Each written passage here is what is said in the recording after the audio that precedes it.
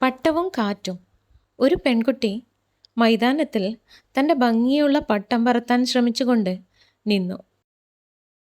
പിന്നെ കഴിയുന്നത്ര വേഗത്തിൽ ഓടി. പക്ഷേ പട്ടം പറക്കുന്നില്ല.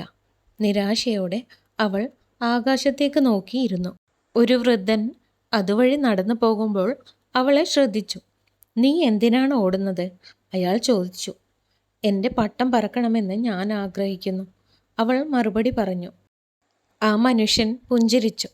"കാറ്റ് നിന്നെ പിന്തുടരുന്നില്ല, അത് നിന്നിലേക്ക് വരട്ടെ." പെൺകുട്ടി ക്ഷമയോടെ കാത്തിരുന്നു. താമസിയാതെ ഒരു ഇളം കാറ്റ് പട്ടത്തെ ആകാശത്തേക്ക് ഉയർത്തി. അവൾ ഒരു കാര്യം മനസ്സിലാക്കി. കാറ്റിനെ വിശ്വസിക്കുക മാത്രമാണ് വേണ്ടത്.